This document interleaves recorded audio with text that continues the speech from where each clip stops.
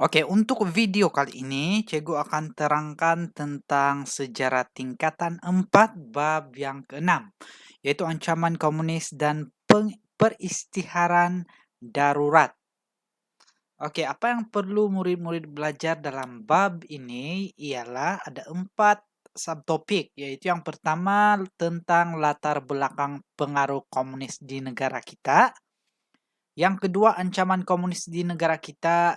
Yang ketiga, usaha menangani ancaman komunis. Dan yang keempat ialah kesan zaman darurat terhadap negara kita. Tetapi untuk video kali ini, Cikgu hanya akan fokus ataupun hanya akan terangkan 2 subtopik saja, yaitu subtopik pertama dan subtopik kedua ataupun subtopik 6.1 dan 6.2, yaitu latar belakang pengaruh komunis di negara kita dan juga ancaman komunis di negara kita. Oke, seperti biasa, selepas menonton video ini, pastikan murid-murid menjawab soalan pengukuhan di akhir video. Oke, soalan pengukuhan berbentuk soalan struktur dan pastikan murid-murid menjawab mengikut format jawaban SPM yang sebenar. Oke, tanpa membuang masa, mari kita terus masuk dalam subtopik yang pertama. Subtopik 6.1 yaitu kemasukan pengaruh komunis di negara kita. Oke, mari kita belajar dari manakah ideologi komunis ini muncul. Nah, komunisme ialah ideologi yang telah diasaskan oleh Karl Marx dan juga Friedrich Engels. Oke, mereka dua ini merupakan pengasas kepada ideologi komunis ataupun fahaman komunis. Oke, mereka menulis karya Communist Manifesto dan Das Kapital. Dua karya ini ialah karya yang menceritakan tentang fahaman komunis ataupun ideologi komunis. Perkataan komunis membawa maksud. Maksud perkataan komunis ialah orang yang menganut fahaman komunis. Komunisme juga ialah suatu fahaman politik yang menjadikan ekonomi dan barang pengguna sebagai milik negara. Contohnya kita ada rumah, kita buat rumah sendiri, tapi rumah itu menjadi milik negara. Semua barang-barang yang kita ada itu ialah milik negara. Begitulah fahaman untuk ideologi komunis ini. Oke, sekarang kita lihat bagaimanakah pula fahaman komunis ini berjaya masuk ke tanah Melayu, ke negara kita. Oke, kita lihat faktor kemasukan. Yang pertama ialah kemasukan pengaruh komunis dari Cina. Yang kedua, kemasukan pengaruh komunis dari Indonesia. Dan yang ketiga ialah penubuhan Parti Komunis Malaya. Oke, kita akan bincangkan satu persatu bagaimana komunis dari Cina itu masuk ke tanah Melayu, bagaimana pengaruh komunis dari Indonesia boleh masuk, dan juga bagaimanakah pula penubuhan Parti Komunis Malaya di tanah Melayu pada zaman tersebut. Oke, mari kita terus lihat.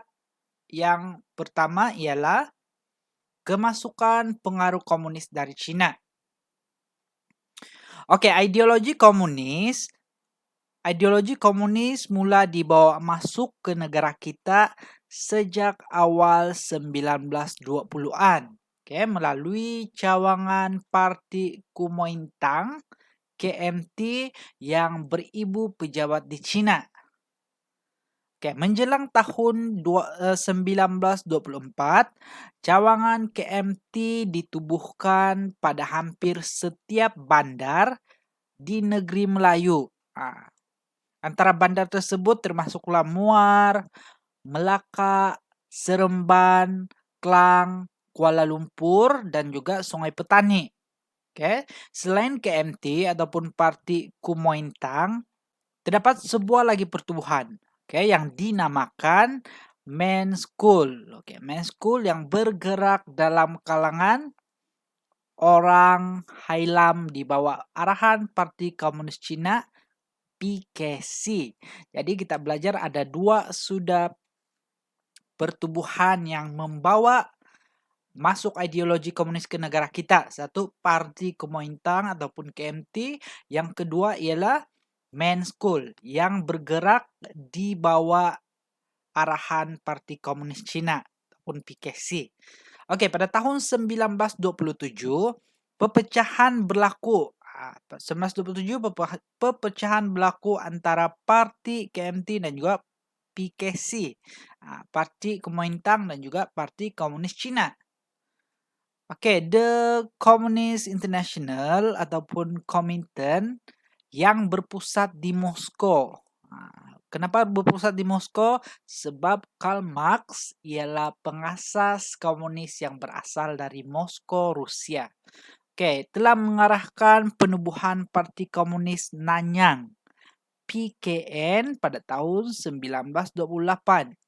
Oke, namun begitu, PKN tidak berjaya mencapai matlamatnya. Keadaan ini mendorong Komintern mengarahkan penubuhan parti baru, yaitu Parti Komunis Malaya. Jadi kalau kita lihat dari sini, secara kesimpulannya, Parti Komunis, pahaman ideologi komunis dari Cina ini dibawa masuk ke tanah Melayu melalui dua pertubuhan. Satu, Parti Kuomintang ataupun KMT, satu lagi Main School di bawah arahan Parti Komunis Cina. Walau bagaimanapun, pepecahan telah berlaku antara dua pertubuhan komunis tersebut, yaitu KMT dan juga PKC. Akibat daripada pepecahan berlaku, jadi HQ ataupun pusat pahaman ideologi komunis utama di Moskow, Rusia, yaitu Komintern, telah mengarahkan penubuhan parti baru, yaitu Parti Komunis Malaya, PKM, di Tanah Melayu. Oke, itu ialah sejarah bagaimana pahaman komunis dari Cina berjaya masuk ke Tanah Melayu. Oke, yang kedua kita lihat pula tentang kemasukan pengaruh komunis dari Indonesia.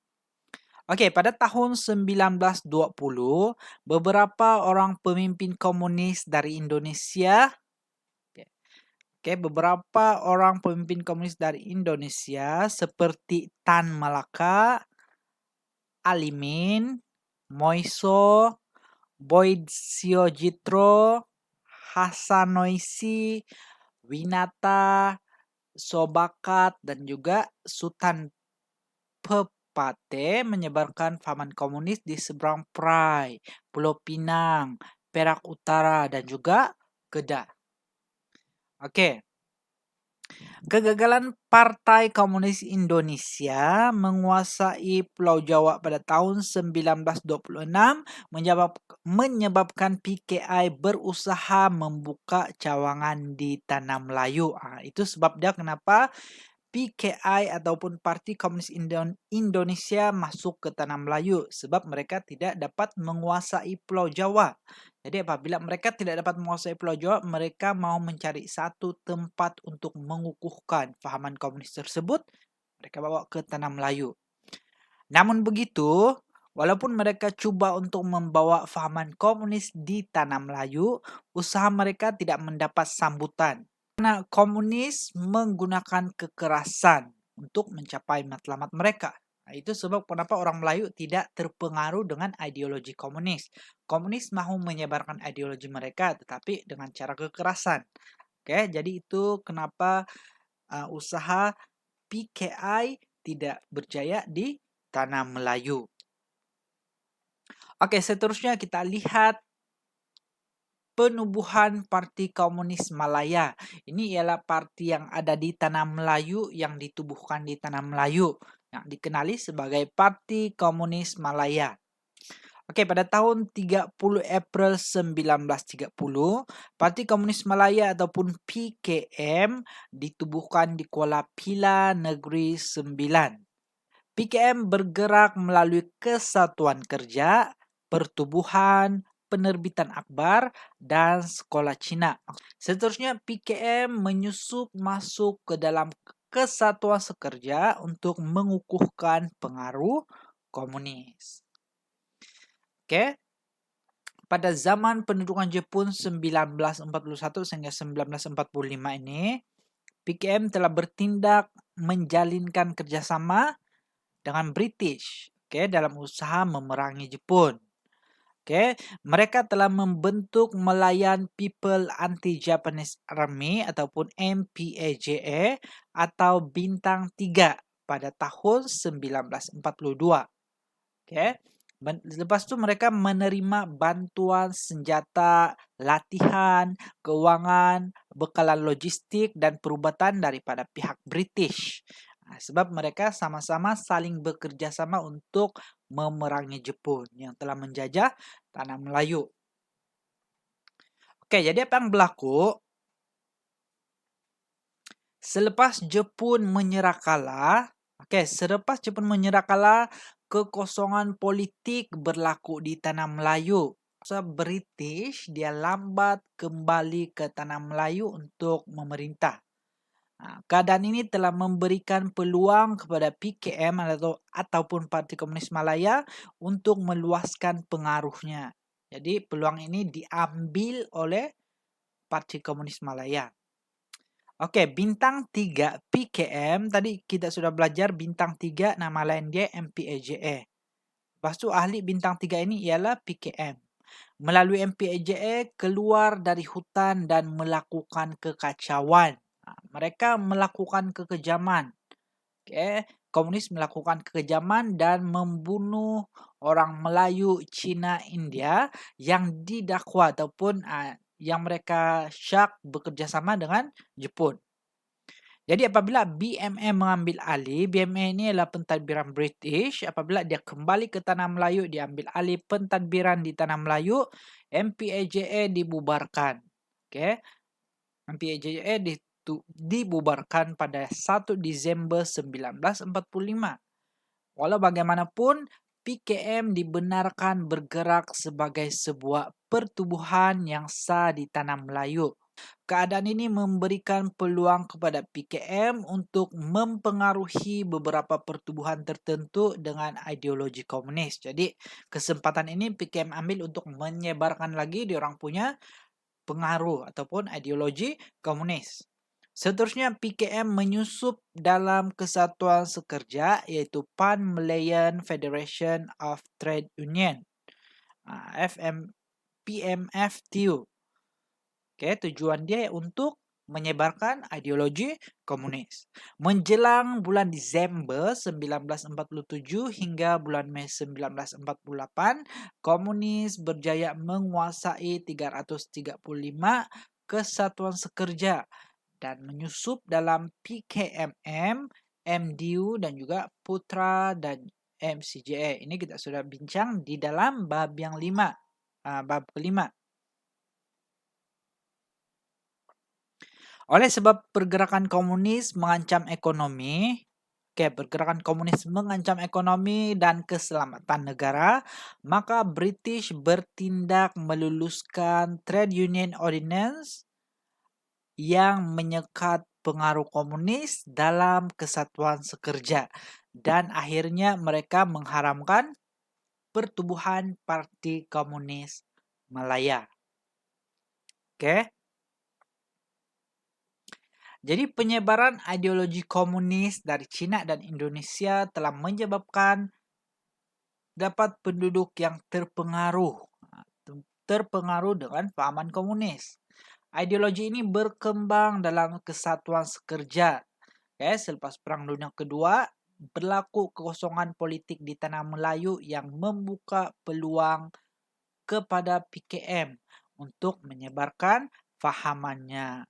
Jadi akhirnya selepas PKM ini didapati mengancam ekonomi di Tanah Melayu dan juga keselamatan negara, maka British mengharamkan pertubuhan Parti Komunis Malaya. Jadi itu adalah subtopik 6.1 yang kita belajar daripada penubuhan PKM, daripada ideologi-ideologi dari Cina dan Indonesia yang masuk ke Tanah Melayu sampai penubuhan PKM dan akhirnya dibubarkan dan diharapkan oleh pihak British. Oke, seterusnya kita masuk dalam subtopik yang kedua, yaitu subtopik 6.2. Ancaman komunis di negara kita. Oke, 6.1 kita sudah belajar tentang pengharaman Parti Komunis Malaya ataupun PKM karena dia mengancam ekonomi dan keselamatan di tanah Melayu. Jadi 6.2 ini kita akan belajar pula bagaimana bentuk ancaman komunis di negara kita. Oke, ancaman komunis di negara kita telah membawa kepada pengisytiharan darurat. British telah mengisytiharkan darurat di tanah Melayu. Oke, kenapa berlaku pengisytiharan darurat tersebut? Apakah peristiwa yang membawa kepada pengisytiharan darurat? Mari kita lihat. Oke, pada 16 Jun 1948, komunis membunuh 3 orang pengurus ladang Eropa. Oke, di Sungai Siput Perak. Komunis membunuh Arthur Walker, pengurus ladang Epil, John Ellison, pengurus ladang Pinson, dan juga pembantunya Ian Christian. Jadi, komunis dia telah membunuh 3 orang rakyat Eropa di tanah Melayu. Oke, berikutan dengan peristiwa tersebut, Sir Edward Gen, yaitu pesuruhjaya tinggi British di tanah Melayu, dia telah mengisytiharkan darurat. Oke, undang-undang darurat dilaksanakan di kawasan tertentu di negeri Perak. Oke, seperti Ipoh dan juga Sungai Siput, serta di Johor yang merangkumi daerah Muar, Kluang, Kulai, dan juga Plentong. Walau bagaimanapun, pada 17 Jun 1948, Undang-Undang Darurat ini telah diperluas meliputi keseluruhan negeri Perak dan Johor. Kemudiannya 18 Jun 1948, undang-undang ini dikuatkuasakan ke seluruh tanah Melayu. Oke, dengan itu usaha membantras ancaman komunis di Persekutuan Tanah Melayu telah bermula dengan rasminya. Jadi maksud dia dari start pengisytiharan darurat ini British telah coba untuk memerangi PKM secara habis-habisan. Oke. Oke, ini adalah contoh gambar ini, gambar yang berada di kiri ini ialah contoh bagaimana komunis mensabotaj ekonomi British di tanah Melayu. Nah, oke, mari kita lihat apa aktiviti-aktiviti yang dijalankan oleh komunis dalam usaha untuk mengancam keselamatan dan kestabilan negara. Oke, kita lihat tindakan komunis. Walaupun undang-undang darurat dikuatkuasakan di tanah Melayu, komunis tetap meneruskan aktiviti menggugat keamanan dan kestabilan negara. Bagi memastikan kejayaan ini dalam perjuangan, komunis mencetuskan huru-hara di seluruh negara agar penduduk hilang keyakinan terhadap British. Ini strategi komunis lah. Mereka mahu mempengaruhi, mereka mau menunjukkan rakyat bahwa British tidak mampu untuk menjaga keselamatan mereka. Oke, mereka melakukan pelbagai tindakan untuk melumpuhkan ekonomi, merosakkan infrastruktur, mengancam keselamatan penduduk dan juga pasukan keselamatan. Ini adalah antara aktiviti yang dilakukan oleh komunis dalam usaha untuk menggugat keamanan dan kestabilan negara. Oke, kita lihat ada 4 tindakan komunis yang perlu kita tahu, yaitu komunis melumpuhkan ekonomi, yang kedua komunis merosakkan infrastruktur, ketiga komunis mengancam keselamatan rakyat, dan juga yang terakhir ialah komunis mengancam pasukan keselamatan. Oke, mari kita lihat satu persatu. Bagaimana komunis ini boleh melumpuhkan ekonomi di negara kita? First, kita lihat komunis melumpuhkan ekonomi. Oke, sejak undang-undang darurat dikuatkuasakan, Lombong, Biji Timah, dan ladang getah menjadi sasaran utama serangan komunis. Oke, ini pelajar perlu ingat. Dari segi ekonomi, komunis telah menyasarkan lombong biji timah dan juga ladang getah. Untuk melemahkan ekonomi British. Dari tahun 1948 hingga 1956, komunis menyerang 80 lombong biji timah. Antaranya di Perak, Selangor, Negeri Sembilan. Mereka juga merosakkan pokok getah, kilang estet, rumah asap, rumah kongsi, kedai dan sekolah, serta membunuh pekerja-pekerja yang ada di tempat tersebut. Tindakan komunis ini telah menyebabkan pekerja lombong dan ladang getah menderita. Selain itu, mengganggu kerja harian di lombong dan juga ladang. Malah nyawa para pekerja turut terancam. Itulah cara komunis mengganggu ekonomi di tanah Melayu. Ini contoh gambar pokok getah yang telah dirosakkan oleh komunis, dan juga ini ialah rumah kongsi yang telah dibakar oleh Parti Komunis. Seterusnya kita lihat komunis merosakkan infrastruktur. Komunis menjalankan pelbagai kegiatan sabotaj terhadap kemudahan asas, terutama sistem pengangkutan dan perhubungan. Contohnya jalan raya, kereta api, itu semua mereka sabotaj. Mereka mengebom, merosakkan, dan mengalihkan landasan kereta api. Kendaraan yang melalui jalan raya pula ditembak dan dibakar. Komunis turut mensabotaj kemudahan telepon dan telegraf serta merosakkan pipe air. Seterusnya mereka bertindak menyerang pekerja awam yang ditugaskan untuk membaiki jalan raya, memasang pipe air, membina sistem pengairan, dan pekerja yang menjalankan penyelidikan di tapak skim hidroelektrik. Keadaan ini menjejaskan kehidupan harian penduduk tempatan karena infrastruktur tidak dapat diselenggara dengan baik. Jadi kita nampak perbuatan komunis ini antara usaha yang mereka buat untuk menggugat keselamatan dan kestabilan negara agar mereka dapat ambil alih pemerintahan di tanah Melayu. Berbagai cara yang mereka try buatlah. Seterusnya komunis mengancam keselamatan rakyat. Bagaimana pula komunis mengancam? Komunis melakukan pelbagai tindakan ganas yang menggugat keselamatan rakyat.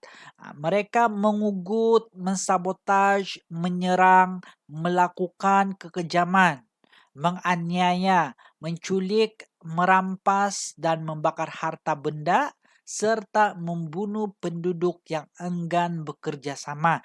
Jadi mana-mana penduduk yang tidak mahu bekerja sama dengan pihak komunis, mereka akan buat penduduk tersebut menderita. Dan juga mereka membunuh penduduk tersebut. Contohnya, pada malam 5 Julai 1949, komunis mencampakkan bom tangan di Syum Sekes di Kampar Perak. Akibatnya seramai 46 anggota cedera parah dan 4 orang mati. Tindakan komunis ini menyebabkan kesengsaraan dan penderitaan kepada rakyat. Kamu bayangkan betapa ganas, kejamnya komunis ini. Seterusnya kita lihat bagaimana pula komunis mengancam pasukan keselamatan. Parti Komunis Malaya telah menyasarkan pasukan keselamatan yang menyerang balai polis dan menyerang balai polis. Di mana tindakan ini dilakukan untuk mencetuskan keadaan huru-hara dan menunjukkan ketidakupayaan kerajaan untuk melindungi keselamatan penduduk. Jadi itu adalah untuk subtopik 6.2. Kita sudah belajar tentang subtopik 6.1 dan 6.2. Cikgu harap pelajar boleh faham, dan sekiranya tidak faham, bolehlah tinggalkan soalan di ruangan komen ataupun terus PM dengan cikgu. Seperti yang cikgu sudah bagi tahu tadi, Di akhir video ini Cegu sudah sediakan soalan struktur. 5 soalan struktur. Pastikan murid-murid menjawab kelima-lima soalan struktur mengikut format jawaban SPM. Oke. Jadi itu saja untuk video kali ini. Kita akan sambung lagi 2 subtopik di dalam video yang akan datang. Sekian dan terima kasih.